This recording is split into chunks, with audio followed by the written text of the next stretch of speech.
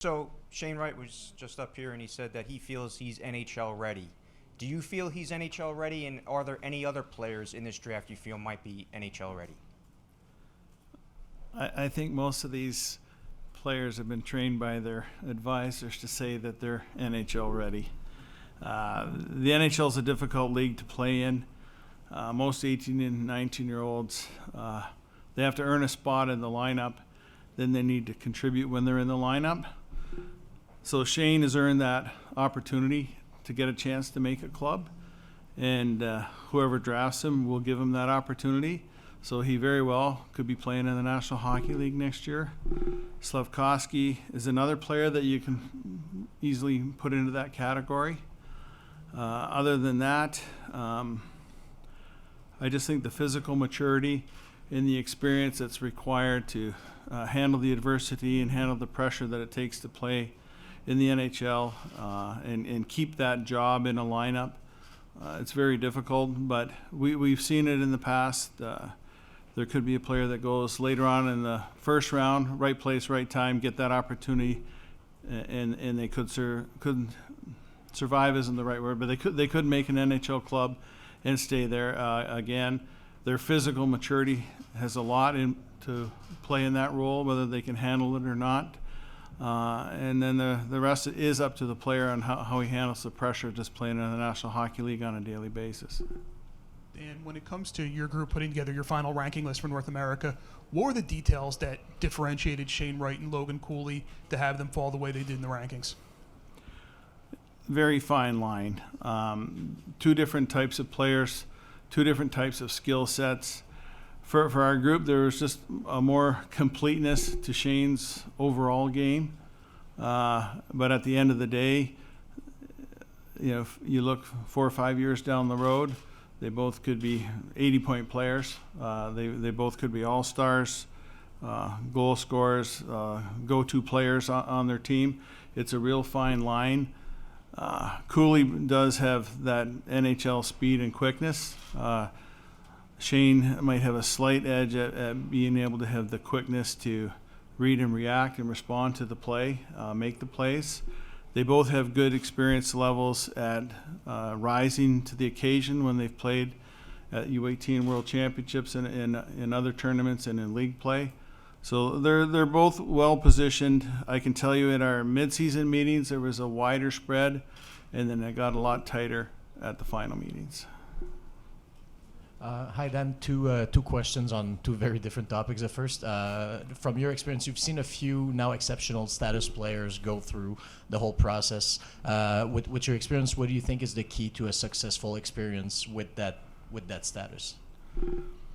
That player's put under an awful lot of pressure right from the get-go, and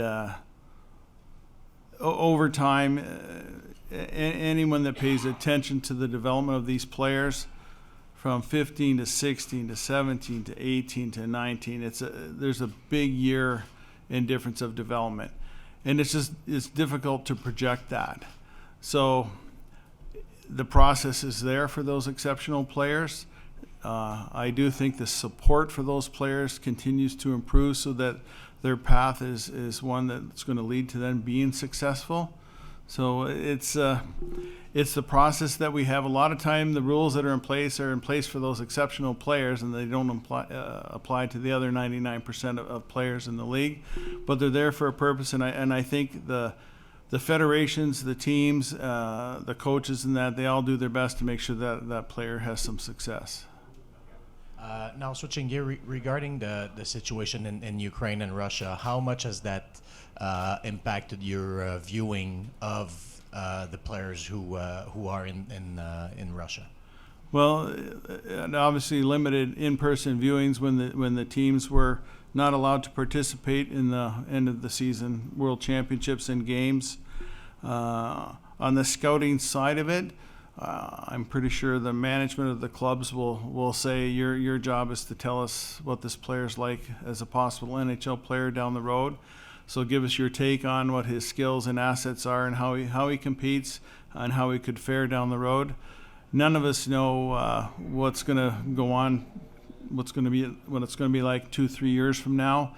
So everyone's wondering how the teams are going to approach it. They're going to approach it with whatever way they decide to approach it. If you're sitting there and you've got a solid prospect for the NHL, are you going to go buy him, or do you want to just step up and take him and cross your fingers and hope that the world's in a different place a couple of years from now? Hey, Dan. NHL Central Scouting separates the European skaters from the North Americans, but how would you compare Shane Wright with Yuri Slafkovsky, and does one have an edge over the other in your mind? Well, I'm going to just give a different answer to part of your question. That the first 3 teams that pick in the draft, they could all get the number 1 player on their list. It's that tight and that close. So it depends on the club's drafting philosophy, what they're looking for, if they want a player in their lineup sooner or they can wait a little longer. But again, all 3 of these players bring something different to the table. And Slafkovsky, in his own right, he's the most physically mature. You just saw him here, and he's a player that he figures the game out. So he played against older players. He's been doing that for a couple of years now, but you could see at the Olympics more so, and then at the World Championships again. He quickly adapts to the game, quickly finds out the way in which he can play his game and play it well to get things done out there. So he's got a very good chance to make that jump because he's had more professional experience at this point in his career. But it's just going to be managing the transition. He's better suited and prepared to manage the transition. Hi, Dan. 2 questions. First of all, Shane Wright's playoff have left a lot of people wanting more. And I know that you released your rankings before his playoffs were finished. From what you saw during the playoffs in Kingston, would his ranking would have been affected in any way had you released the rankings later on? No. We over time, you learn how to just project with the players. You don't want to let one series of games, one tournament influence you. You don't want to let, like, stats are a lot of the times are one of the least things that you look at. What I can tell you is one of the key factors is he was getting a lot of scoring chances in the playoffs. He was creating a lot of chances, and that's a key thing that the teams will focus in on and that coaches focus in on. It's hard to you go to the game with these promoted players. You want to see a highlight reel goal or an all-star performance every game. It just doesn't happen. It doesn't happen in the National Hockey League. So when you see him out there competing with his skills and assets, giving his all, he plays a high-character game. As long as he's getting the chances, sometimes they go in, sometimes you have a hot goaltender and they don't. But he did his part, and he's still one of the younger players on the team. And we have to keep that in mind. Like I said earlier, 17 to 18 to 19, a lot of things change. When you look at World Juniors, it's a 19-year-old tournament. So the 18-year-olds that play in it don't often go in and steal the show away from the 19-year-olds. So he's progressing, I think, along the lines of everyone's projections so far. And also, your job is a lot about potential and projections, but when a top prospect has, let's say, inconsistencies in his decision-making, is the decision-making an aspect of a player that can be easily fixed as opposed to getting stronger or getting faster? Is it, how do you view the possibility for a player to really improving in that aspect of his development? That falls under the hockey sense, and a lot of people want to say hockey IQ. The read, react, the anticipation, the quickness to process the game, the quickness to execute on the play, that does come along with experience and coaching. Those improvements can come along, but a lot of times players, they have it or they don't have it, and what you're watching for is if they make a mistake, the good players won't keep repeating the same mistake. They'll find a way to get better through coaching or through just figuring it out themselves. those that make the same mistake over and over again, they just tend to kind of weed themselves out on the play. Hey, Dan. This isn't the first prospect class that's been hurt by COVID. What do you think this group may have lost, and perhaps had a chance to gain in losing that middle year, and how different is it gauging this group because they lost that middle year?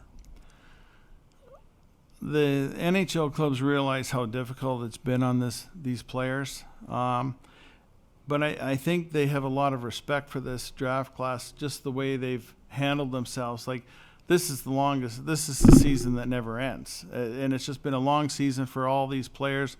They've gutted it out. You know, there were some tough games to watch in February or March where you could see there was not a lot of gas left in the tank there. And then, you know, everybody builds it up come playoff time again. But the NHL clubs, they did have a little bit of history on some of those, but for this draft class, we missed the underage year.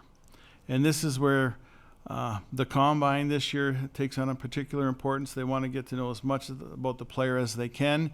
You can only watch so much video from the past. So this is going to be a very unpredictable draft year. And there's some players from the 03 draft class that some teams, they didn't get the chance to see them their full draft year as well. They may have liked the way the development has come along. It wouldn't surprise me if there's more 19-year-olds taken in the second part of this draft. But this draft day, I think this is going to be one of the most unpredictable in a long time.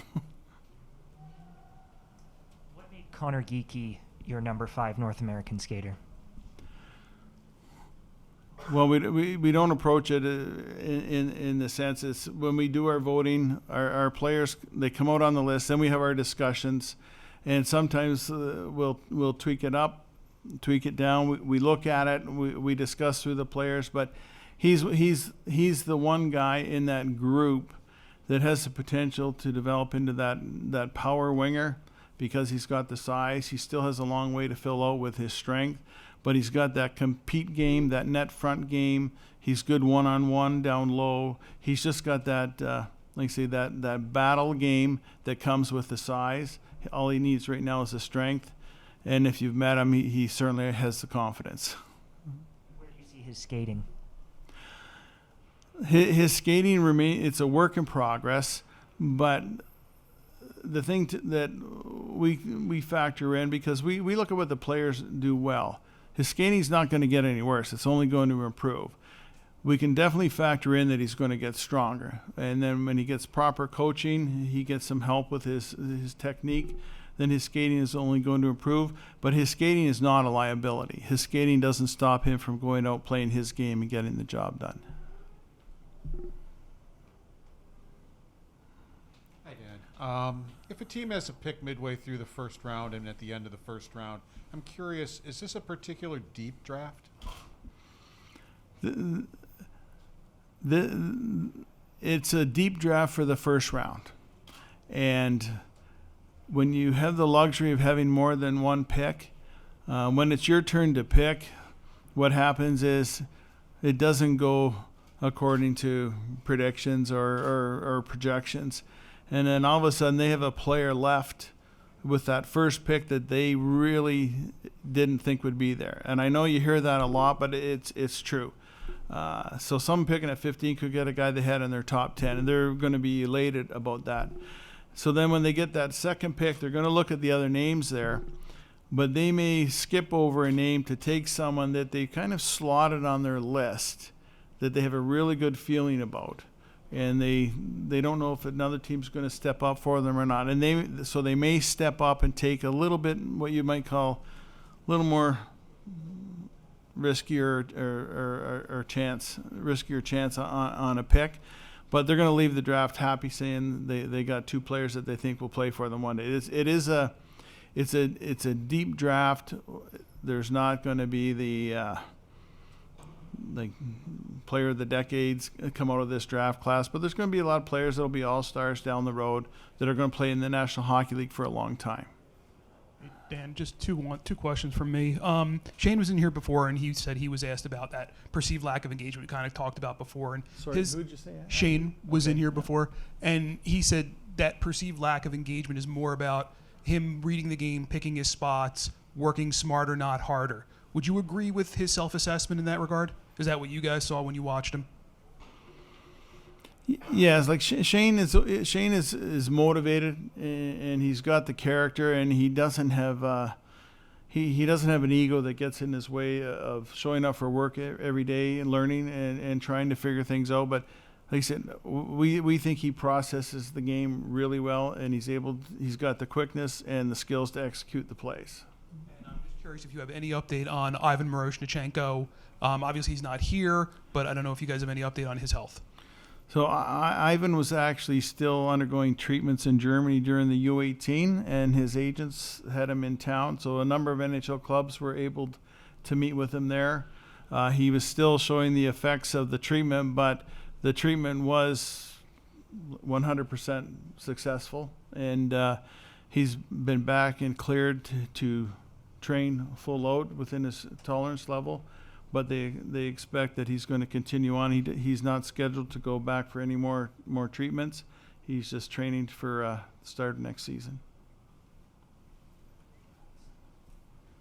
Just how close is Conor Geeky from the so-called top three of Cooley, Slavkovsky, and Wright, in your opinion? He could slide in there very easily. He's a player I think that NHL clubs will covet. And again, it's just going to depend on how they want to put their list together. But he belongs in that conversation. His play during the course of the year was very consistent, and he's a player that competes with all of his assets. And he's the complete package with size, skills, smarts. He belongs in that conversation. That's one of the ones where the position it could change, like from week to week, if you were going to do your rankings over and over. Another question about Gauthier. He scored over 30 goals with the U.S. national program this season. In what areas have you seen him improve the most, going from his 17-year to his 18-year? The consistency, and that's a hard thing to achieve at that age, but he's a very motivated individual, highly competitive, and like we have chances to see practices sometimes, and if you saw the prospect game, teammates to teammates, they were going after each other and hitting each other. So he's highly competitive, but it's just he's matured his game to where he's become the complete package. Question about Matt Savoy. You were talking a little bit about exceptional status earlier. For him, why was it ultimately the right thing for him to not be granted exceptional status, and how did you see him kind of handle that? Who was the name? Matt Savoy. I don't really get involved in the process for exceptional status, but Matt is maybe the most natural goal scorer in this draft class. He's got the speed, the talent, but he's got the savvy and the smarts, and he's competitive. He's not a big guy, but he's not afraid or intimidated by any situation. But he's the guy you want to put on the ice when you need a goal, and he's going to generate an offensive opportunity. Dan, as far as Matt Savoy goes, just what allowed him to hit that next level this year? I guess last year he played a lot more games than a lot of people his age. Just what did you notice with changing him this year? Well, I think he had a good summer with conditioning. Like, he is strong for his size, and it's just he did get a season in last year a little bit, and he just rode that confidence into this season. Got off to a good start, had a good U18 camp in the summertime, and he just rode it all season long. So he's got the confidence to be that star player.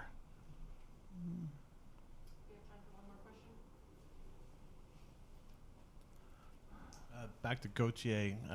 The plan apparently is for him to play center at Boston College if he makes it there.